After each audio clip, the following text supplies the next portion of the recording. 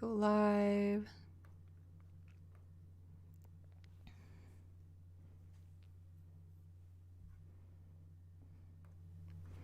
Hi everyone, how are you doing today? Hi Nikki, and let's see, it says there are 4 concurrent viewers, so hello everybody. Sorry I'm running a few minutes late, but here we are, and yeah, I'm gonna try to start streaming. I've decided every Friday.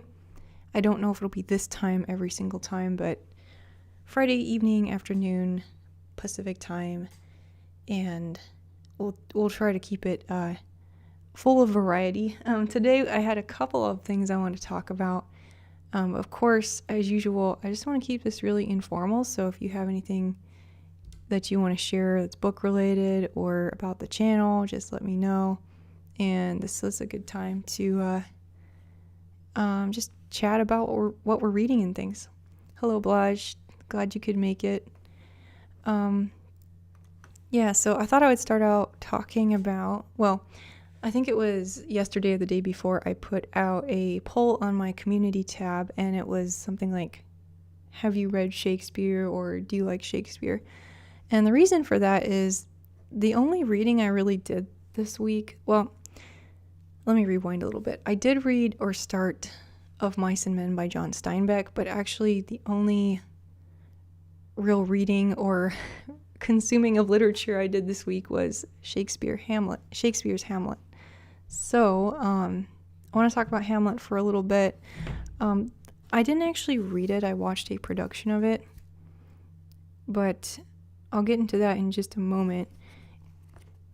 I just was wondering, for those of you that have read Hamlet, do you have a favorite play, or what is it you like about him? And I know that the language is very difficult, and I still noticed that even though I had read this before and was watching a production of it, I just got very confused a few times. But I think it's like an opera. It's meant to be watched, and that's something that I really felt very strongly this time around. But yeah, so the production I watched, I'll just pull it up on this screen here, is an unabridged version. Oops. Actually, I might need my keyboard. Let's see.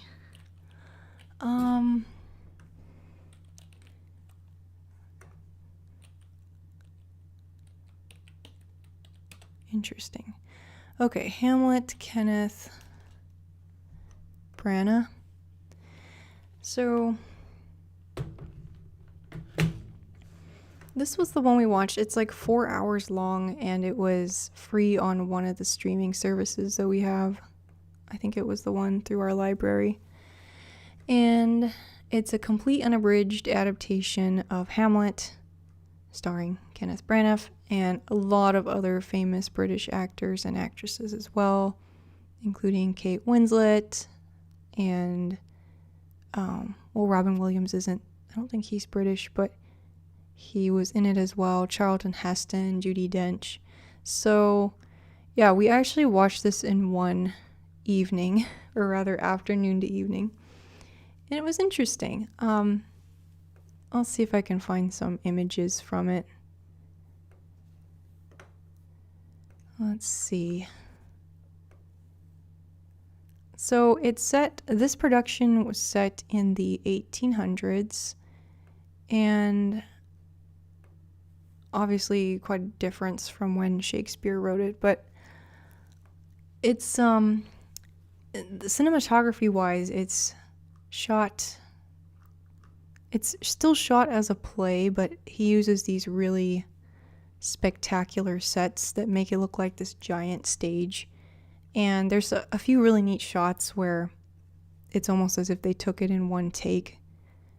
But yeah, I did like the production, or at least the cinematography and the concept behind that. It's a very 90s production, I would say. There were some things in it that just kind of made me smile, but by and large, I thought it was decent if you want to watch the entirety of Hamlet. Now, while watching this, I felt like it was very, very long. And obviously, I mean, kudos to them for actually filming the entirety of the play, but you could feel the 4 hours very intensely, and I kind of wished they had abridged it, believe it or not. So, I don't know, your mileage may vary. Some people absolutely love this, and maybe if I was more used to the length of Hamlet, I would have enjoyed it more. I personally, parts of it were really difficult to get through, but I did enjoy, those really iconic moments, like the famous soliloquies? I don't know if that's how you say it. Anyway, the famous speeches that he gives, and of course there's a myriad of famous quotes in this as well.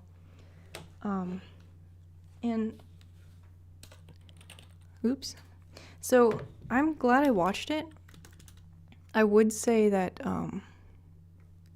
this is probably not everyone's cup of tea, and I noticed that the newer adaptation with David Tennant of Doctor Who fame, they abridged it down to 3 hours, which is still plenty long. But I don't know. Have you guys seen this one? What did you think of it? So I was really just sort of along for the famous quotes and things, and I would say that watching it did make it clear what was going on in many scenes. But I really did enjoy all these famous moments. There are more things in heaven and earth, Horatio, than are dreamt of in our philosophy. Brevity is the soul of wit. I mean, some of these go above and beyond Shakespeare quotes. They've just become completely embedded in Western culture, and it's just very satisfying to hear them and see them in context.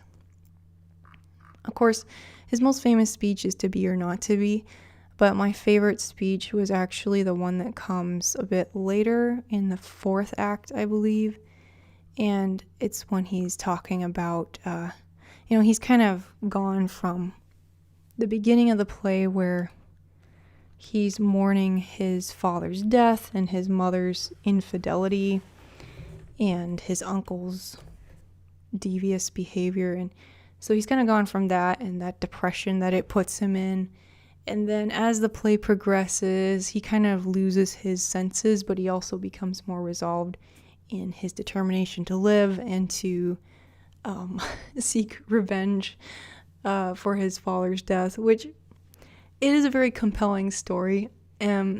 This production definitely highlights the maniacal side of Hamlet, and so you've got a lot of yelling and stuff in various scenes.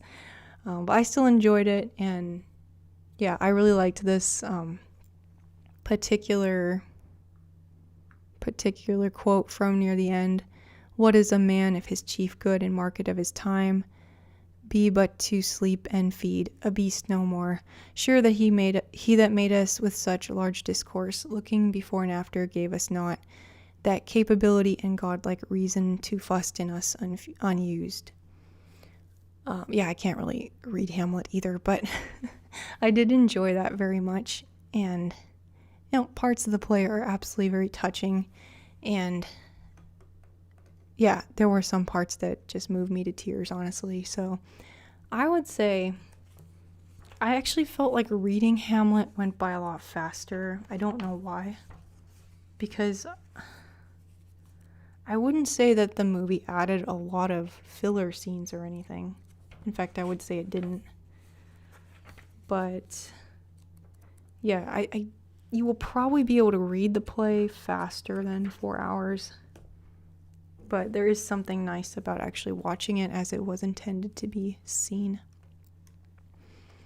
Paul says, Hamlet is a difficult play, but there are plenty of Shakespeare plays that aren't too difficult and a few that are easy.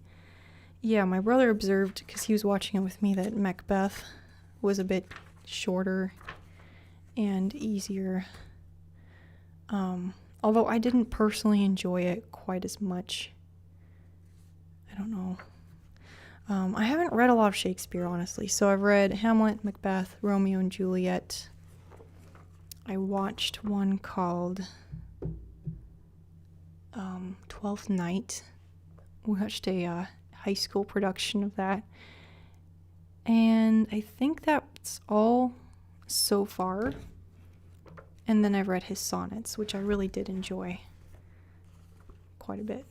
I think the sonnets are more accessible than the plays. The sonnets are a lot more like that confessional poetry that's so popular right now. Obviously, a lot more artistically set out in Shakespeare than a lot of writers today. But anyway, so that was my experience watching Hamlet this week. I still like it, and maybe it's one of those I'll continue to read throughout life and just get a little bit more from it each time. But yeah, honestly, I would probably watch an abridged version next time. Oops. So, yeah, today I wanted to do something educational. I wanted to look at the Wikipedia article about narratives and storytelling. So hopefully this won't be too much of a snooze, but I thought it looked interesting. So yeah, I was just sort of, let me move this over. I would just sort of stumbled across this the other day. And let me see if I can find it again. So I'm quite fond of these big blue boxes at the bottom of Wikipedia. Oops. It's just a fun way to explore different ideas and things I have or haven't heard of. So I thought I'd want to go through a few of these and just talk about them because, you know, we spend a lot of time reviewing books on this channel and talking about, you know, themes in literature and all that. I think it's kind of fun as someone who reads and writes to get into actual plot devices and things that writers use in their books. And some of them are good and some of them are maybe not so great. Like if you rely completely on tropes, then maybe your writing isn't the best. So yeah, it's sort of a way to evaluate your writing and other people's too. So I think let's spend a little time looking at this. So the one that really got me into this the other day was this Chekhov's gun, and I heard it in a YouTube video, and I was like, what is that? Because I've read some Chekhov, but I don't really know what they were talking about. So according to this, it's a dramatic principle that states every element in a story must be necessary, and irrelevant elements should be removed. Elements should not appear to make false promises by never coming into play. The statement is recorded in letters by Anton Chekhov several times, with some variation. And here's some of his statements. One must never place a loaded rifle on the stage if it isn't going to go off. It's wrong to make promises you don't mean to keep. So what do you guys think about this? Because I can kind of go back and forth on this concept that everything in your story must have a purpose. I'll have a little break here while you think about that.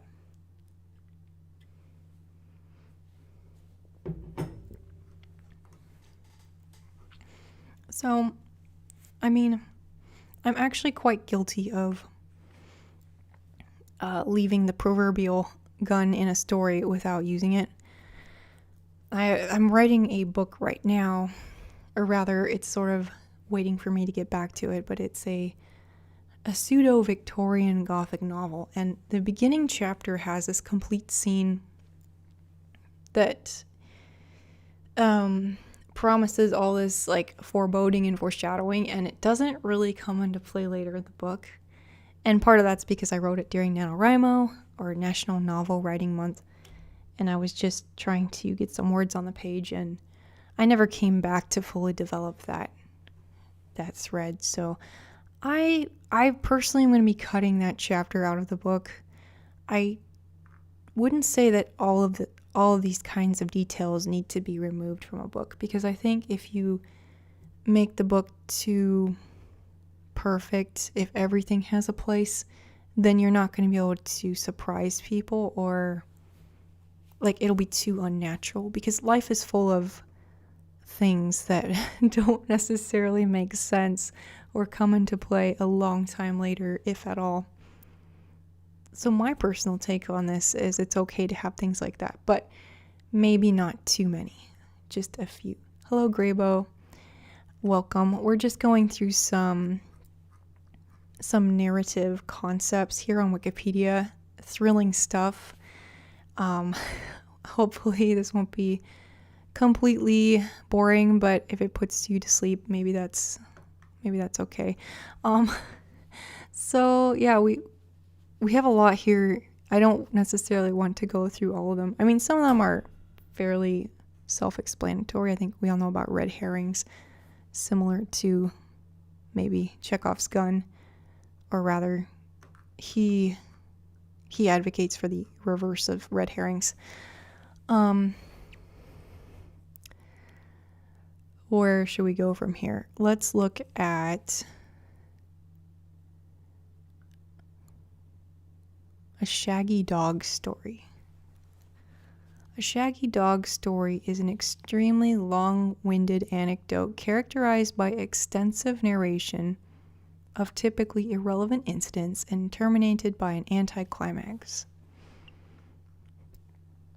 I guess I'm seeing a pattern here with some of these, like they're about things that the reader considers unnecessary.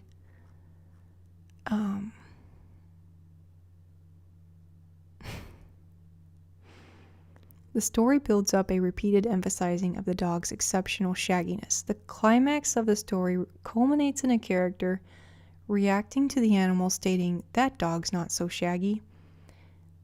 The expectations of the audience that have been built up by the presentation of the story, both in the details that the dog is shaggy and in the delivery of a punchline, are thus subverted.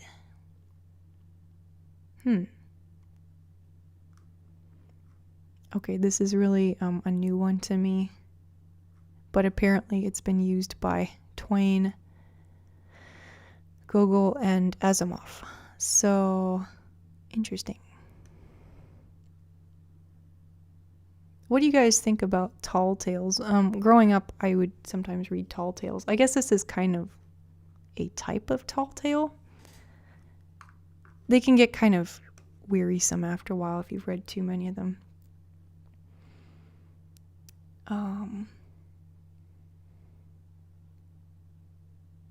Yeah, Baj, you make a good point. If you leave too many things in a plot undeveloped, it just makes the reader frustrated.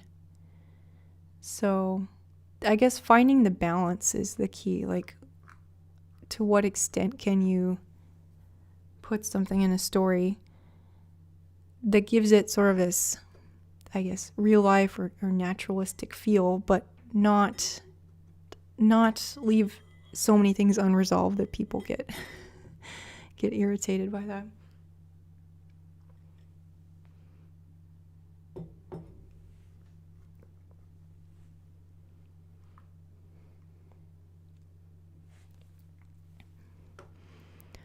Let's see here. I haven't looked at these in advance, so I'm not really sure what would be interesting, but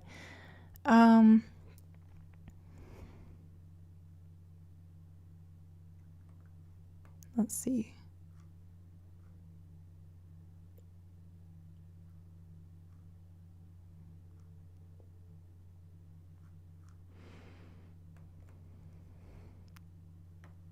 A self-fulfilling prophecy. This doesn't seem like a narrative device. It seems more of like a thing that I guess there are a lot of examples for literature, though. In literature, self-fulfilling prophecies are often used as plot devices. They have been used in stories for millennia, but have gained a lot of popularity recently in the science fiction genre.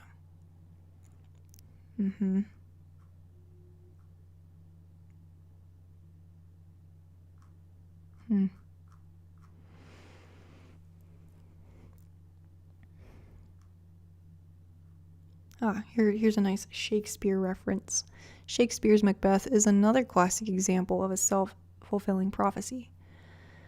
The three witches give Macbeth a prophecy that he will eventually become king, but afterwards the offspring of his best friend will rule instead of his own. He tries to make the first half true while trying to keep his bloodline on the throne instead of his friends.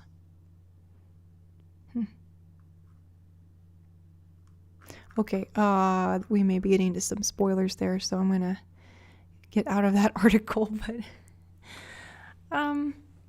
I think self-fulfilling prophecies do show up a lot in various media. Now that to me is something that frustrates me personally, because I feel like oftentimes it just makes the character seem stupid. I guess it depends on the story, but it can be frustrating as well.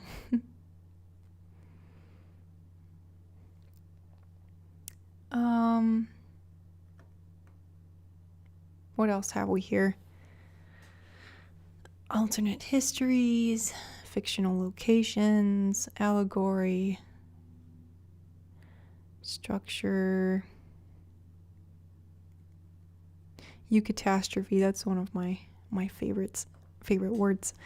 Coined by J.R.R. Tolkien of The Lord of the Rings.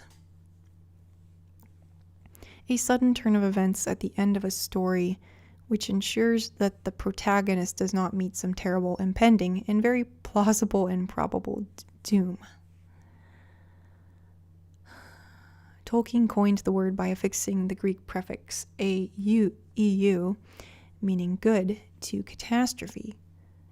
The word traditionally used in classically inspired literary criticism to refer to the unraveling or conclusion of a drama's plot.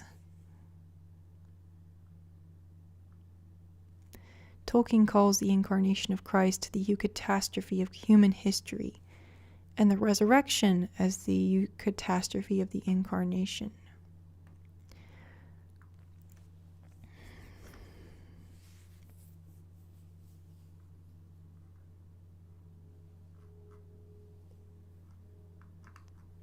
I'm trying to think of examples of eucatastrophe outside of Tolkien.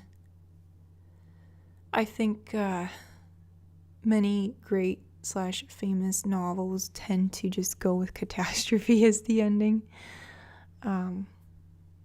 If you can think of one, let me know, but just off the top of my head, I really can't think of any other examples.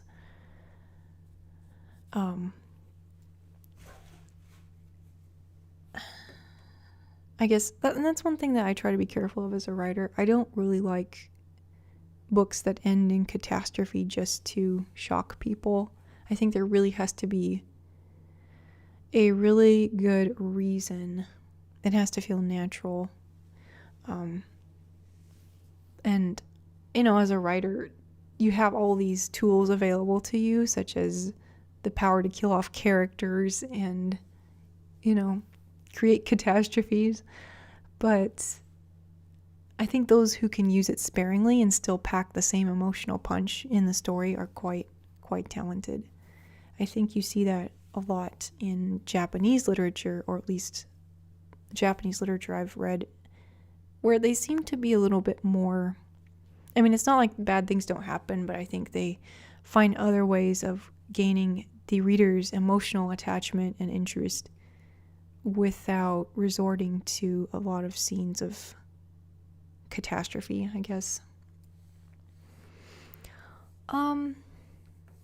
Let me look at some of the chat comments here. Should literature be written according to rules or originality and inspiration? The story you wish to write. While we do have good rules of good writing, all of them can be subverted without losing value. Yeah, I think it's kind of like the classic advice to young people, right?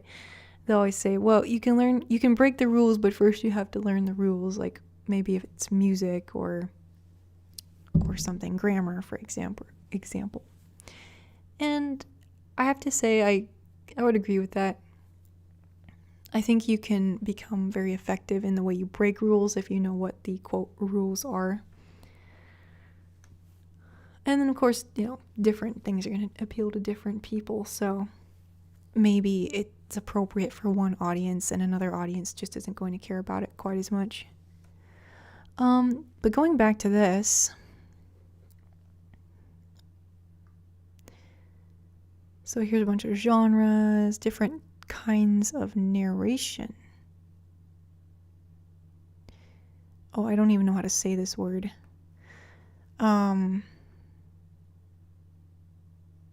Diegesis, from the Greek, something to narrate, is a style of fiction storytelling that presents an interior view of a world in which details about the world itself and the experiences of its characters are revealed explicitly through narrative.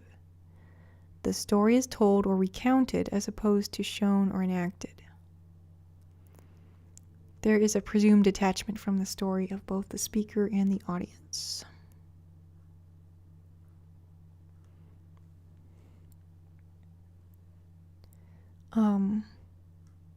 I'm kind of struggling to understand this one, actually.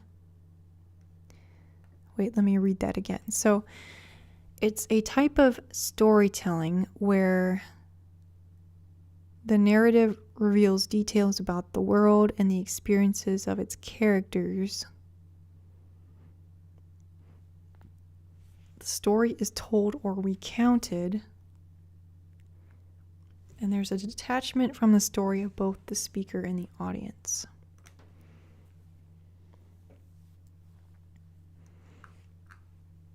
So,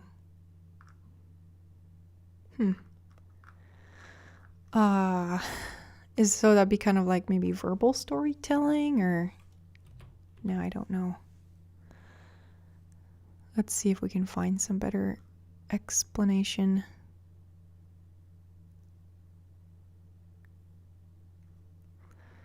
Oh.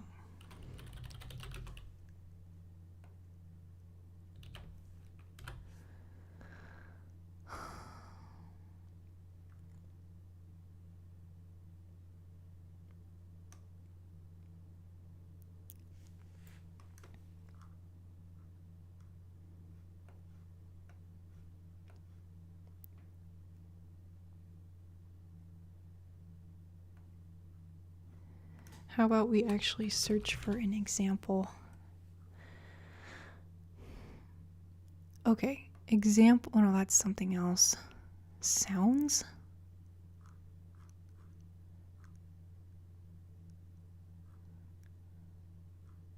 Huh. Okay, I don't really know how to explain this one. Let's see if this is any better. No, I think they just copied from Wikipedia, maybe, so I don't know.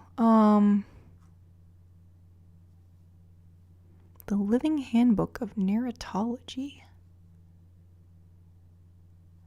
Oh.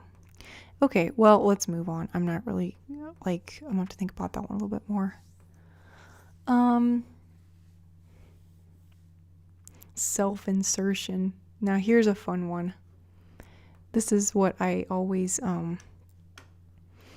self-insertion is what I always think of when I think of the Divine Comedy. Self-insertion is when a fictional character represents the real author of the book, and they appear as an idealized character, either overtly or in disguise. Yes, I really don't care for self-insertion in books, although it depends. I would say one really good example was The Razor's Edge by Somerset Maugham, which I read a couple years ago. He literally starts writing the book as if it's nonfiction, and he shamelessly makes himself one of the main characters. But I didn't hate it. I think it's worse when it's more, I don't know, less like either too idealized, or it's more like they just are trying to sort of semi hide themselves, but they're not really hiding themselves very effectively in the story. So yeah, that's one that takes some great care to avoid or to do well if you're going to do it. Blaj says the Living Handbook of Narratology is a time sink. What even is the Living Handbook of Narratology? Is that... Oh. Wow, I didn't know narratology was even a thing. That's interesting. Graybo says, if you're interested in literary theory, beginning theory or Eagleton's literary theory. Okay. And then M. Hortier 4 says, diegetic sound in a movie is when music is played by a character instead of being a soundtrack. Aha. Okay, I'm getting that now. My favorite example of that is the scene from Master and Commander when they're playing music. That was really a good scene. And it sort of like morphs into the soundtrack after that, but yeah, it's a super scene. Oops. Actually, this is one of the best soundtracks I have ever heard, so if you're just looking for some good music, even if you haven't seen the film, I would definitely recommend it. The composer mixes classical, like real classical music with his own compositions really effectively, and it's just a blast to listen to. So we've gone through a few of these. Actually, if you have any here that you want to look at, let me know and we can go over them. I'm going to try to pick things I've never heard of, if possible.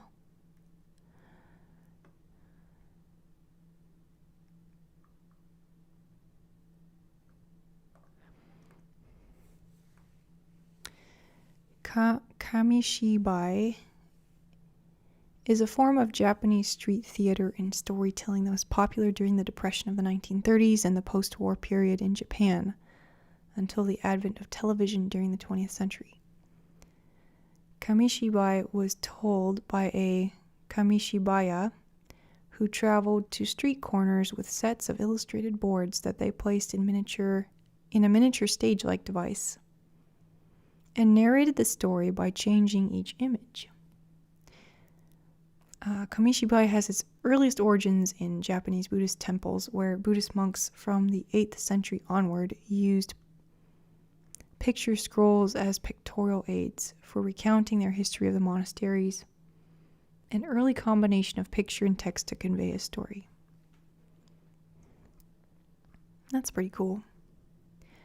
I think something that we lose sometimes is live storytelling. I think live storytelling is coming back a lot more through podcasts and YouTube vlogs, but there's a difference between doing a vlog, like the kind of things I'll do sometimes, versus like actually storytelling. It takes a great deal of talent to tell a story as a storyteller versus just sort of recounting some things that happen.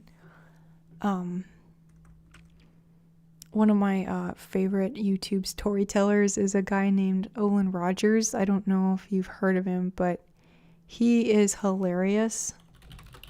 And he just released his stories as a album on Spotify, I believe. Anyway, he's quite goofy and just hilarious, but he's got all these stories from his life that he tells in a very exaggerated and dynamic way. But honestly, from a serious perspective, I think he is one of the few people I've come across anywhere who can actually still tell a story verbally. So, yeah, I have so much respect for that, and it's something that I personally am unable to do at this point. Just, I think that's such a talent, and it takes for some people it comes a little more naturally, but for a lot of us it would take a lot of practice.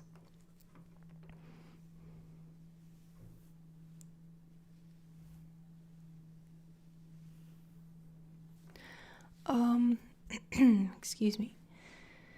I really do enjoy folk tales, fairy tales, spoken stories.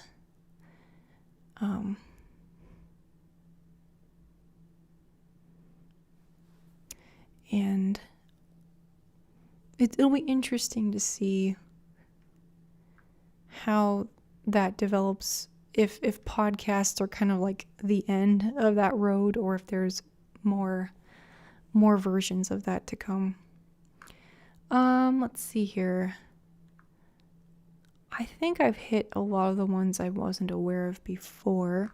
Here we've got some different kinds of characters. I think we talked about these before on an older older live stream. I'm pretty sure we did. And I think most of these are pretty self-explanatory. Stock characters.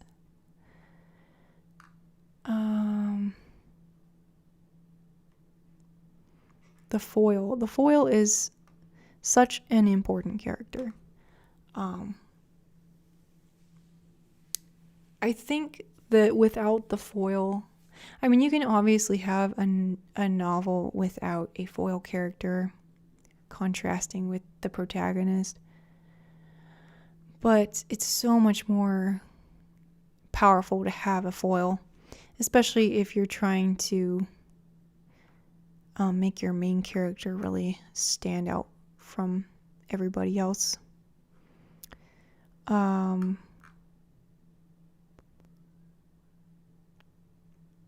Here's a lot of examples from literature. More Shakespeare. I think the most famous foil is probably Watson from Sherlock Holmes, and Watson's such a great character on his own, but he's of course the perfect foil to Sherlock Holmes, because Watson's sensible and very conventional, and he's a doctor. He has he's very in tune with people's humanity from just a personal level, whereas Sherlock Holmes is also he also has a sort of scientific profession, but he's more detached, I guess, from people, and very unconventional, and needs somebody to ground him, basically. And I think that's why they work so well together. And Agatha Christie basically took that in her series Hercule Poirot and Captain Hastings. They're basically the same thing. So that's one of those, I guess you could call it it's not just a character, but a type of two characters that gets repeated throughout literature.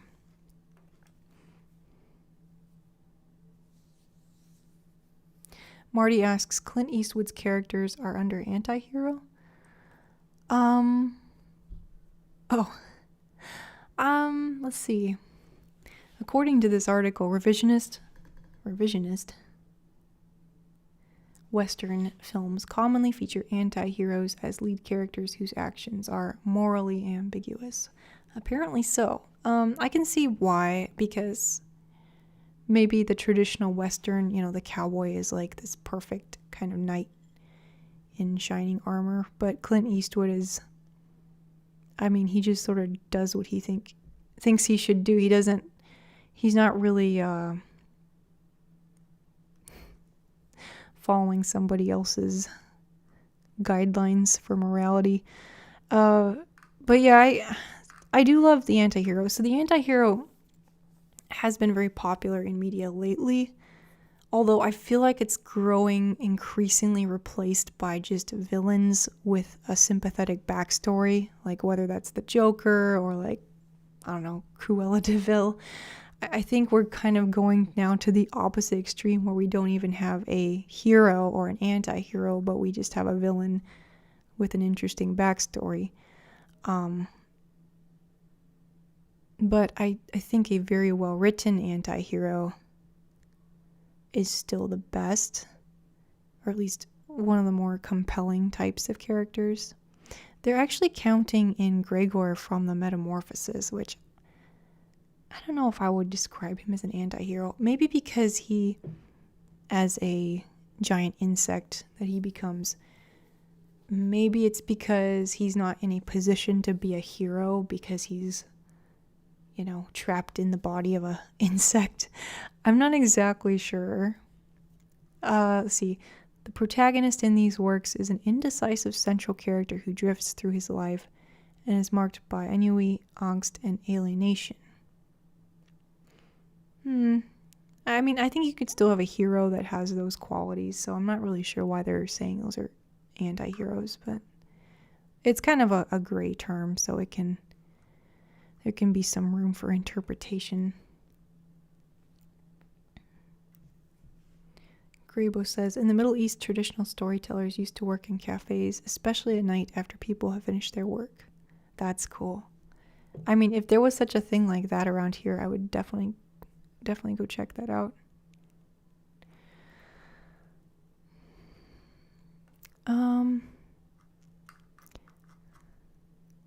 Oh, here, yeah, the sympathetic villain. That's exactly what I was talking about a minute ago.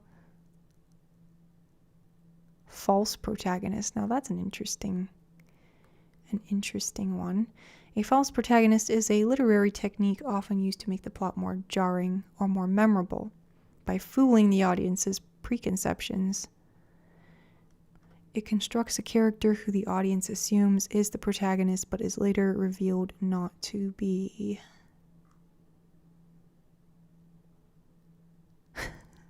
They put the Book of Samuel in this. Okay. Interesting.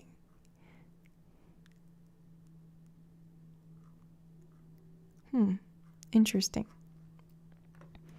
I'm trying to think of some examples that I have read where you've got a story that starts out with a seemingly main character and then switches to another seemingly main character.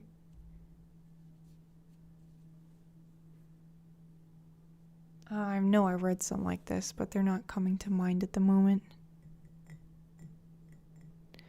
I guess you could say that The Fellowship of the Ring by J.R.R. Tolkien, you could say that sort of has a false protagonist, or maybe a couple, because in the first book, well, let's just say between the first and the second books, there's protagonists that either their storylines kind of change in how he's portraying it, or, well, there's one character, and if you haven't read it, I'm not going to tell you, but there's one character that basically dies in the first book, and that's quite shocking because that character seems to be the protagonist. So I do like this, but I think it has to be done very carefully because you don't want to be like that TV series that kills off your favorite character way too soon. I just don't think that's a good way to tell a story if you can help it, unless it makes sense within the context. Marty says Wikipedia can be very biased at times. Well, yeah, I mean, it's just average people writing these articles. I actually set up an account to start editing some articles, and they don't really, I mean, they do have editing and stuff, but at the end of the day, this is just somebody's opinion, I think, unless they have some sources.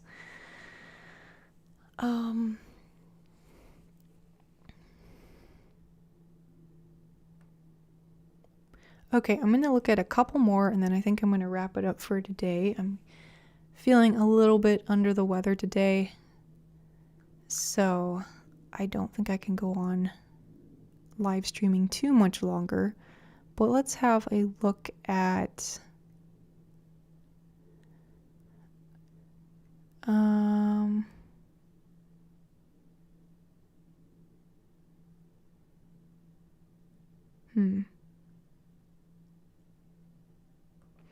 Let's take a look at symbolism. Now, symbolism, I tend to think of it in terms of visual art, because it's very striking.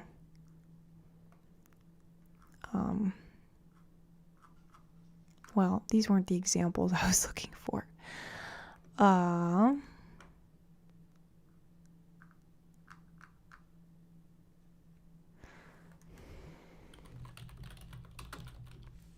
I'll see if I can find the picture I was thinking of here.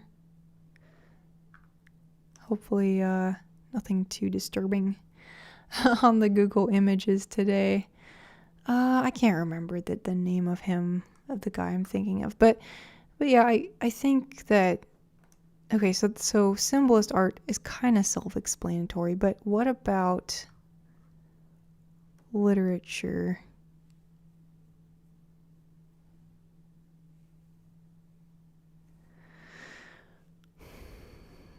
So, I mean, they're referencing a lot of books I actually haven't read. So let's see if we can find some other information about this. I mean,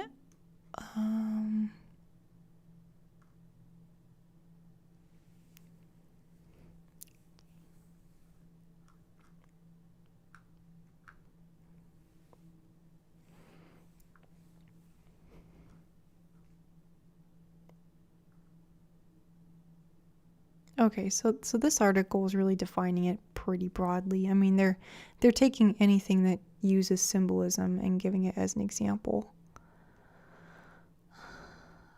I don't think that's exactly what I was necessarily looking for, but here's one that's talking about literature again.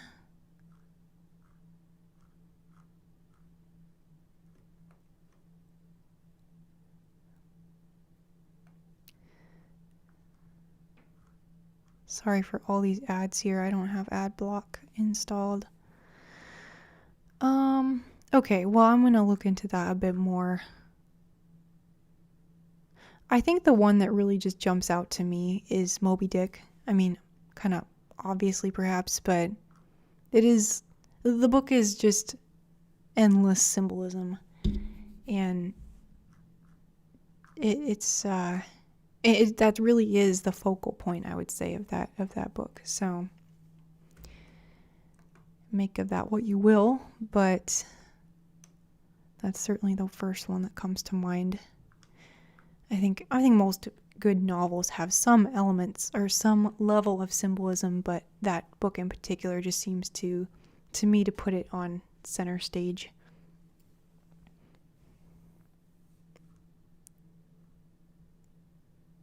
Okay, I'm going to just stop with this last one here, vignettes.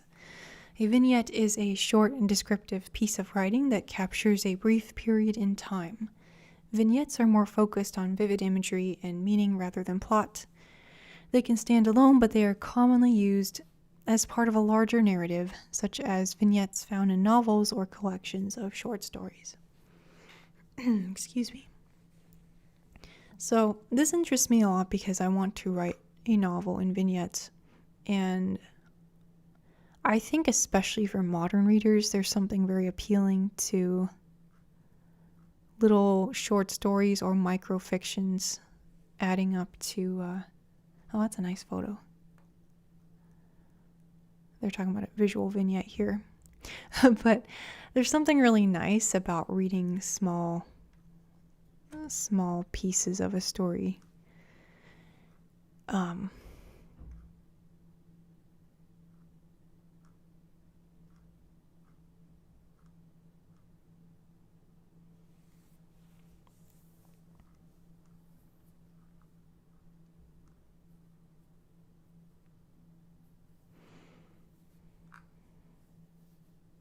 And I think from a writing perspective, vignettes, well, it depends how you go about it, but they could be a little bit easier, especially if you're feeling intimidated for how to start your book at all.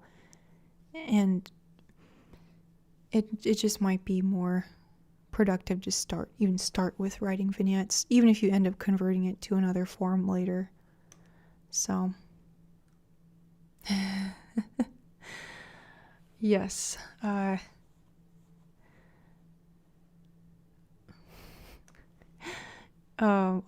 favorite vignette novel, Datura by Lena Crone. This was a very well written, very well written novel in vignettes.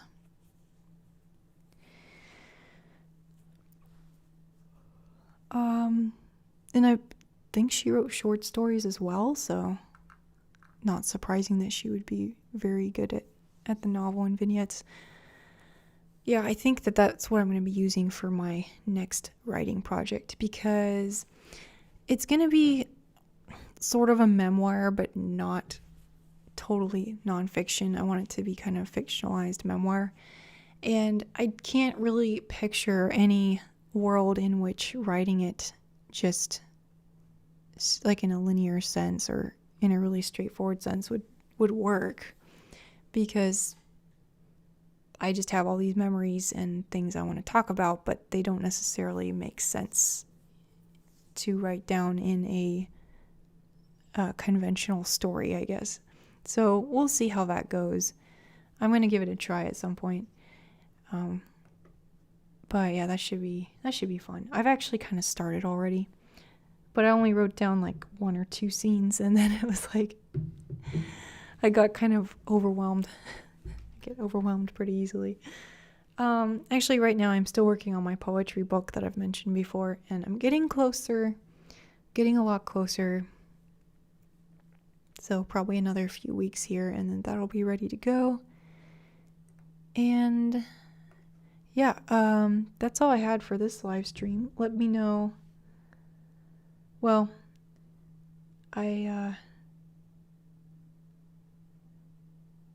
sorry, I'm just checking my emails here.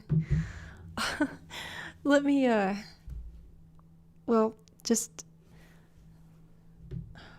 okay, I shouldn't be looking at emails when I'm doing this. Okay, that's all I have for this live stream. Thanks for watching. Thanks everyone who tuned in. I'm going to check out some of those books that were mentioned about narratives. And yeah, I think I would like to look into that a bit further. So thanks for watching. I'll see you all soon, and take care. Bye.